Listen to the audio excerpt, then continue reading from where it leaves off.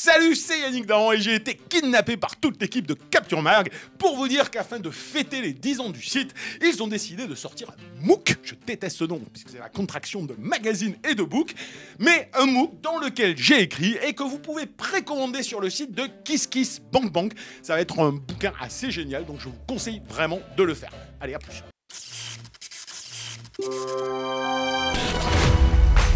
Remember when you talk dirty.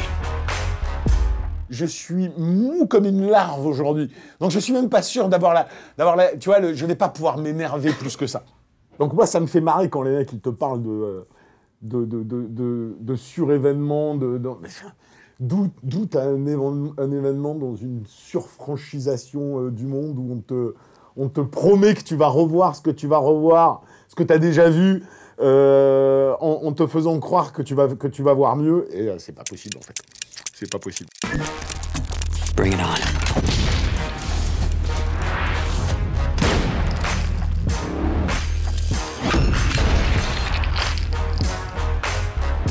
Don't fuck with me. Salut, c'est Yannick Dahan et aujourd'hui on va se confronter à la série télé la plus défoncée de l'histoire avant même sa diffusion, la plus défoncée pendant sa diffusion et la plus défoncée encore une fois passé son dernier plan, si pauvre de toute ambition conceptuelle et si métaphorique de la forfaiture sémantique à laquelle notre monde s'habitue qu'il force inévitablement le sarcasme.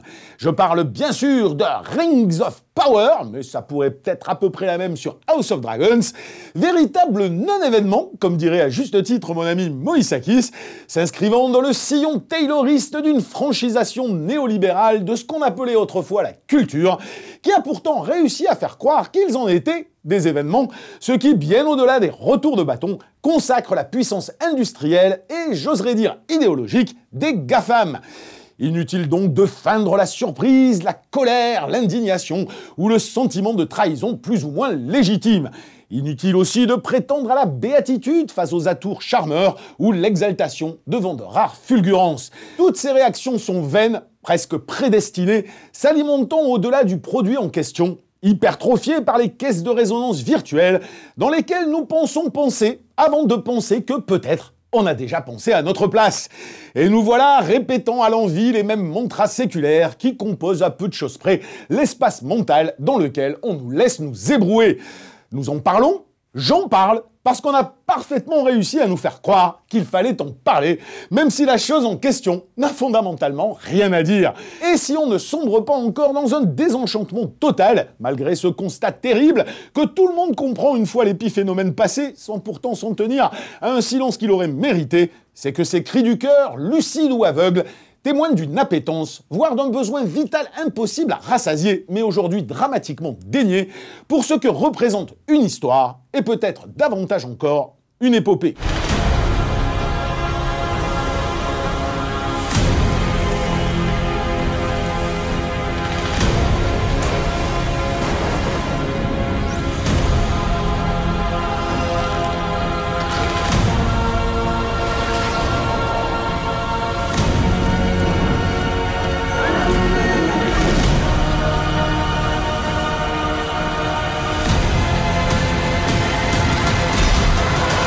Bon, vous allez me dire, on en revient toujours au même. Sans doute, et j'ai déjà évoqué le sujet maintes fois, jusqu'à Elden Ring récemment, mais peut-être parce qu'au bout d'un moment, on se rend bien compte que le problème va au-delà du cinéma, des séries ou de toute autre forme d'art, et que l'imaginaire en lambeaux est bien le fruit d'une évolution collective, et j'aurais tendance à dire suicidaire, de nos sociétés. La stérilité orchestrée des débats autour de Rings of Power, tellement prévisible qu'on aurait pu en écrire chaque outrance avant même qu'elle n'arrive, en est un symptôme, et le théâtre d'ombre qui s'agite dans tous les sens, là où une fois terminée, l'évidence de ce que cette série représente saute aux yeux sans avoir besoin d'y passer 20 plombes.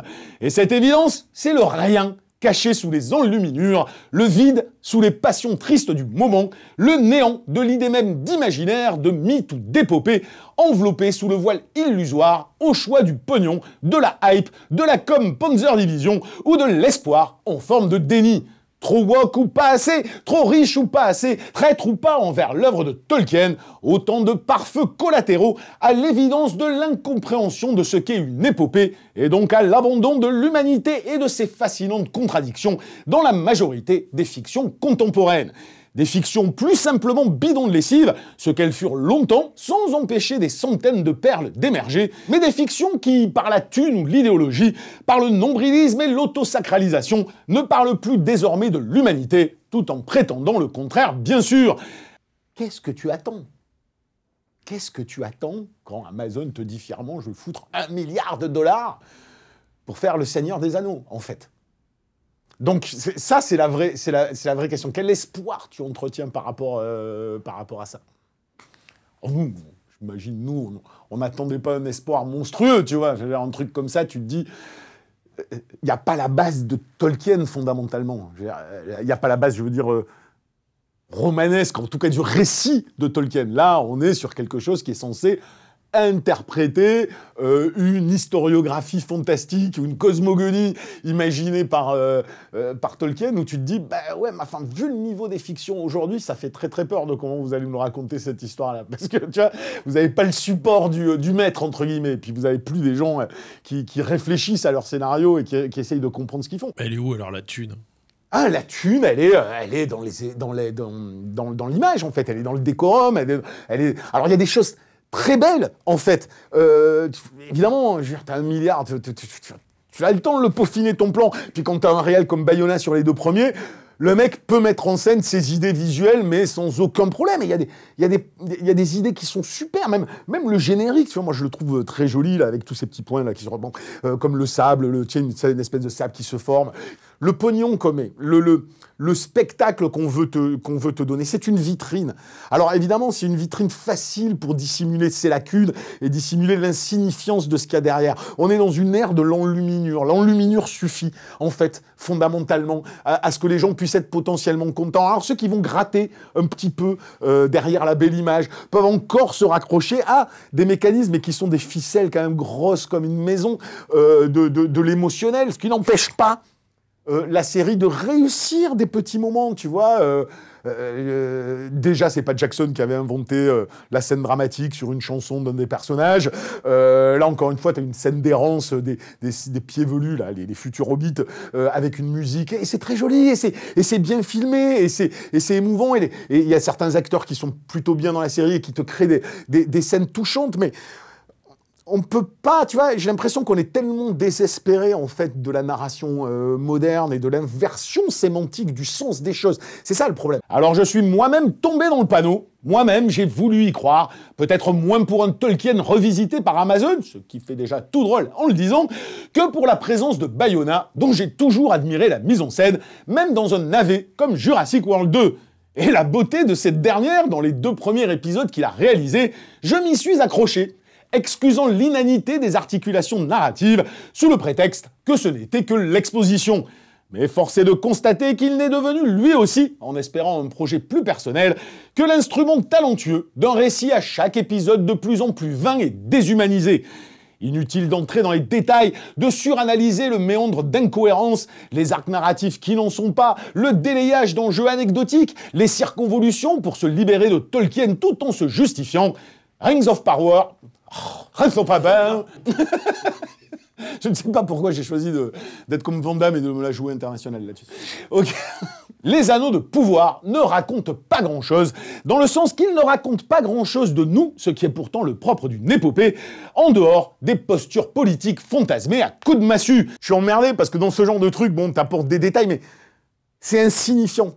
C'est-à-dire que si on peut rentrer dans 1000 détails, on peut dire tout ce qui va pas, parce que les trahisons à Tolkien, je t'ai expliqué tout à l'heure, il y a des trahisons qui peuvent être légitimes et qui sont pas gênantes pour des questions de temporalité, pour des questions potentiellement d'arc narratif, pour des questions de spatialité. Il y a des choses que tu peux trahir qui sont pas dramatiques.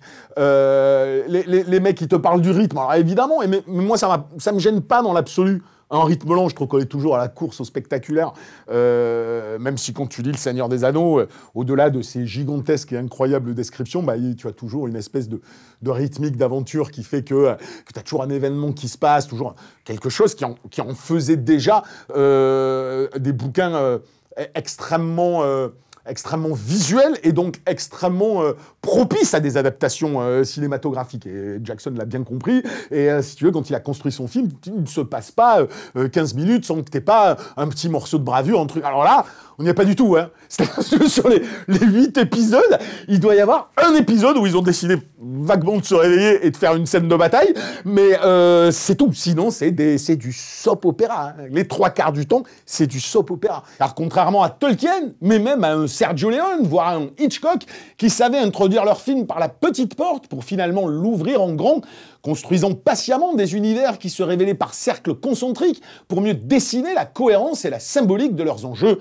Les Anneaux de pouvoir se précipitent dans un désir d'amplitude impatient et terriblement symptomatique de notre époque pour ne savoir quoi faire de cet espace sans topographie, un comble quand on adapte Tolkien, fièrement jeté en pâture pour finalement s'amenuiser, se rétrécir d'épisode en épisode. Un espace visuellement magnifique, mais sans spatialité, j'insiste, qui cache la petitesse de ses enjeux, ces derniers se révélant très vite comme de simples twists en devenir, pour fans prépubères de la terrible logique méta dont Marvel est devenu le champion éternel. Et la première chose, probablement la plus visible, enfin en tout cas qui m'a le plus heurté, moi, c'était vraiment ça, c'est la spatialité. Rings of Power, enfin le Seigneur des Anneaux, on le sait. C'est l'importance de la topographie par rapport à la cohérence et à la crédibilité de l'univers, pas simplement. C'est-à-dire que la topographie, les lieux, les décors, les paysages avaient un sens, une symbolique par rapport aux personnages. Là, non mais là, t'as l'impression qu'on te jump d'un endroit à un autre, tu ne sais jamais où ça se situe. On te dit, bon, à Numénor, ok, je veux bien, c'est là-bas, dans la mer, mais couplé à une pauvreté cataclysmique des enjeux, puisque ce n'est rien d'autre que des twists. Donc tu découvres plein de personnages, alors des pseudo-hobbits, les mecs de Numénor, alors Galadriel qui est plutôt intéressante au départ, parce que tu te dis, ok, la meuf, elle est super actrice en plus, tu vois, vraiment, et tu la vois, tu te dis, ah, cool, c'est pas juste la femme forte que je te pose là en te disant hey, regarde comme elle est forte. Non, c'est pas axé là-dessus. C'est vraiment axé sur elle est troublée, elle est obsédée, elle a un désir de vengeance qui est mêlé à des atermoiements. Donc, ok, potentiellement un personnage intéressant qui n'évoluera strictement jamais pendant tout le reste de la série, mais peu importe. Mais tu vois 12 milliards et tu ne te repères jamais. Jusqu'à ce que tu en arrives quand même à cet épisode assez hallucinant où Galadriel passe des plombes à Numénor pour essayer de convaincre les gens que Sauron va arriver dans les terres du Sud, en terres du Milieu, et qu'il faut aller dans les terres du Sud. Les terres du Sud, fantasme, les terres du Sud. On avait vu des mecs venir des terres du Sud dans Le Seigneur des Anneaux pour le conflit final. Tu sais, c'est cet au-delà des petites frontières que l'on connaît, donc jusqu'au tout ce qui te fait fantasmer, tu vois. Et les terres du Sud, c'est un village de paysous, quoi. Non mais c'est hallucinant en fait. C'est-à-dire Numénor part avec Galadriel et tout le monde, 6 bateaux, tout ce que tu veux. Tu te dis bon bah tu vas l'avoir, même s'il sera pas innovant, tu vas l'avoir ton passage retour du roi à un moment donné dans les terres du Sud. Attends mais zombie quoi. C'est tout chipouille. Et plus la série avance, plus tu dis t'as des super belles images. Tout ce qui est à l'intérieur de l'image c'est cheapos. Et alors je sais pas comment j'ai fait pour rester jusqu'au dernier épisode parce que je veux dire dès le 3e, j'étais en mode ah putain. Où vous voulez en venir, les mecs, en fait. Où vous voulez en venir. Et non, et au bout du 4e, t'es là, tu vas te dire, oui, non, en fait, vous allez raconter de la merde jusqu'au dernier épisode pour nous dire, hé, t'as trouvé c'est qui Sauron ? Hé, t'as trouvé si c'est Gandalf ou si c'est pas Gandalf ? Et là, tu fais, putain. Ah là là, la logique Marvel, quoi. La logique méta, quoi. Or, l'épopée ne naît que d'une porte qui s'ouvre, d'un appel de l'aventure jusqu'ici refusé, allégorie bien sûr des initiations ritualisées qu'impose la vie et qui fait que le plus petit des hommes peut changer le monde. Pas d'une grande porte ouverte sur une myriade de personnages divers, des gens de transhumance, dont les espaces se referment inévitablement à mesure qu'ils sont sacrifiés sur l'autel d'un monde qui change malgré eux, jusqu'à se jouer de façon inexorablement minable dans un village de paysous, comme sur la berge d'une rivière qui n'a de mythique que ce qu'en avait écrit Tolkien. À la limite, la jeune Nori aurait pu porter sur ses épaules cette lourde condition humaine, comme celle d'un Frodon questionnant à chaque instant ce que nous sommes, Mais c'est con, cette épopée a déjà été écrite. Et la pauvre réminiscence de ses futurs héritiers aura bien du mal à nous raconter ce que nous savons déjà, surtout quand elle nous quitte sans autre charge allégorique que d'être le sidekick d'un être tombé du ciel, donc divin, qui concentre sur lui les enjeux en devenir et de par sa nature, l'inverse du principe d'épopée. On en revient donc au dernier plan de la série, évoqué plus haut, lui aussi magnifique symptôme de cette perpétuelle inversion sémantique, où dans un plan similaire à celui de Jackson, ce n'est plus Frodon qui découvre la crête du Mordor comme allégorie de notre peur de la mort, mais Sauron qui jouit de cette mort qu'il embrasse et qu'il veut répandre dans le monde entier. Bien sûr, d'aucuns se diront peut-être qu'on a l'épopée qu'on mérite. Il y a un truc qui est hallucinant quand même, c'est la réponse qu'ont donné les deux jeunes créateurs de la série. Qu'on rien fait avant en plus. Hein? Qu'apparemment, pas fait grand-chose. Ils ont participé à des petits trucs, mais qui n'ont pas fait grand-chose. Donc on leur a fait confiance, ce qui est plutôt cool dans l'absolu, hein, d'avoir des mecs qui devaient avoir eu une approche qui a fait pencher la balance en leur faveur. Donc je sais pas ce qu'ils ont vendu, parce que quand je vois le résultat, je me dis ah putain ouais. Donc eux ils n'ont pas compris ce que c'est une épopée, mais les mecs à qui ils ont vendu leur concept ne se sont jamais posé de questions non plus pour dire elle est super votre approche les gars, elle est géniale. Mais les raisons qu'ils donnent. Bon, alors là, typiquement, toute la série, en fait, ne raconte rien. Elle ne tient que sur deux pitoyables twists qui sont en gros, c'est qui Sauron, et est-ce que l'étranger qui tombe du ciel, c'est Gandalf ou c'est pas Gandalf? Ouh, bon. Et tout le reste n'a strictement aucun intérêt. Et parce qu'ils ne tiennent que là-dessus. D'ailleurs, tout est un délayage magnifique. Et comme ils veulent tellement garder leur twist, si tu veux, qu'ils te condensent tout pour produire leur twist dans le dernier épisode. Et enfin, tout ça est fait n'importe comment. Et la justification pour ne pas avoir respecté, en fait, qui était Sauron, qui était un certain type de personnage qui avait participé avec duplicité chez les elfes à fabriquer les anneaux, tout ce que tu veux, bon bref.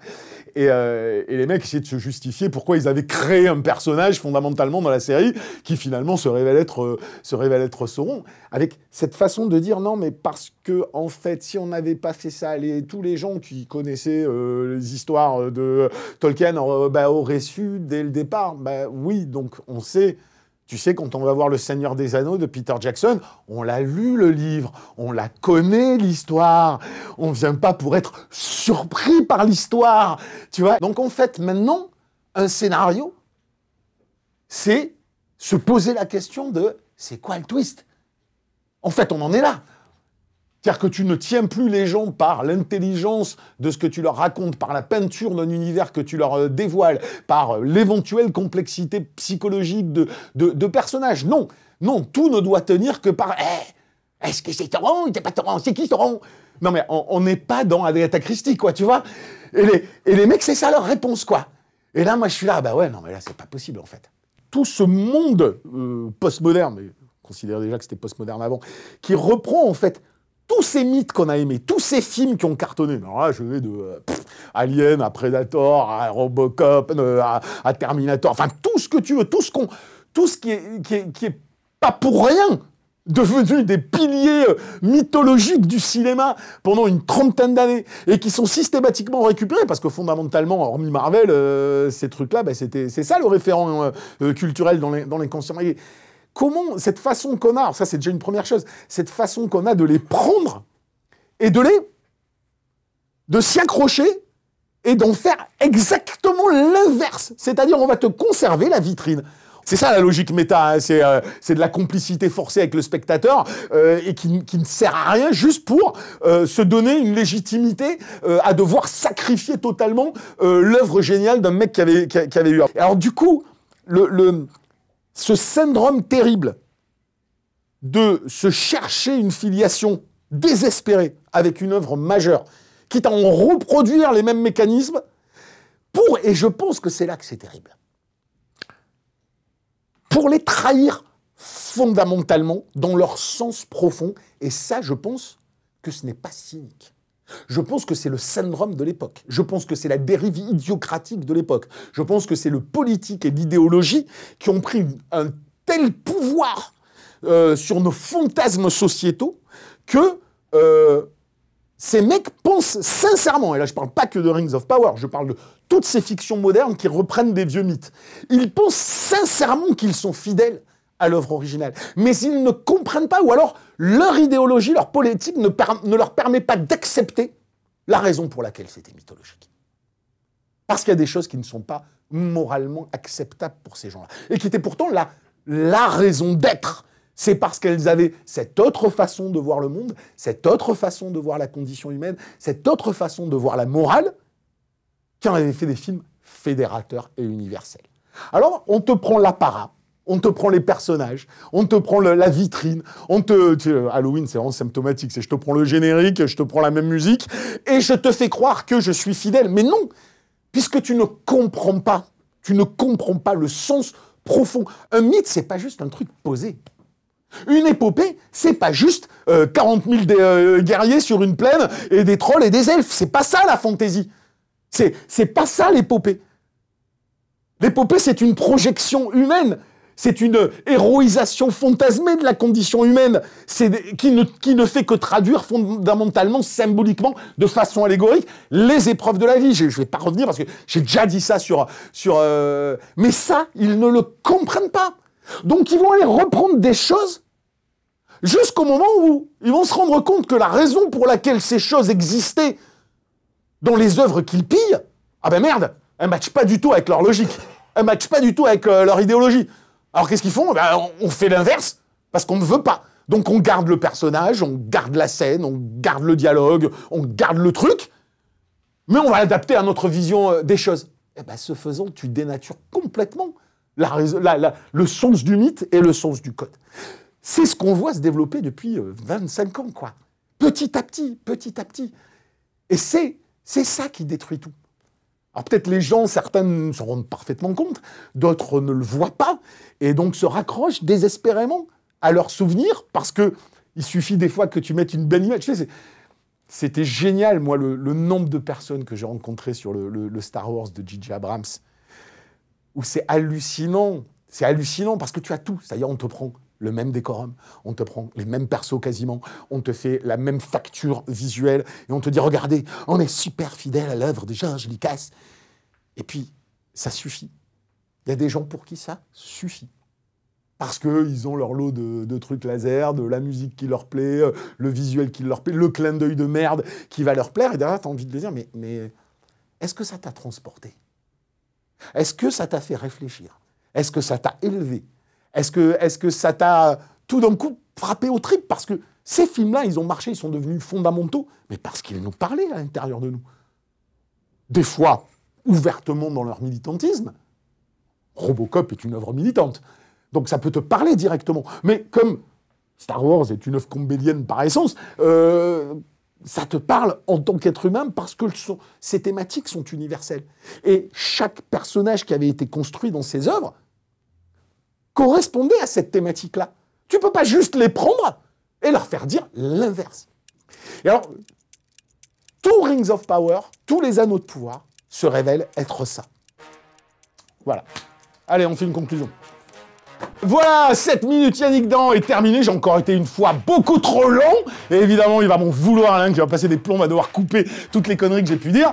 Avant de vous quitter pour la semaine prochaine, où je sais pas vraiment encore exactement ce qu'on va faire, on voulait, mais toute l'équipe, remercier énormément, ainsi que Stéphane et tout ça, pour le MOOC, je déteste ce nom, mais le MOOC Capture Mag, qui était sur Kiss Kiss Bang Bang, qui a fait 100%, donc tout le monde a participé. C'est super, maintenant c'est sûr, il va exister. Vous pouvez l'acheter et tout, et ça nous donne envie très probablement d'en faire d'autres derrière et de faire des choses aussi encore plus intéressantes, je l'espère. Voilà.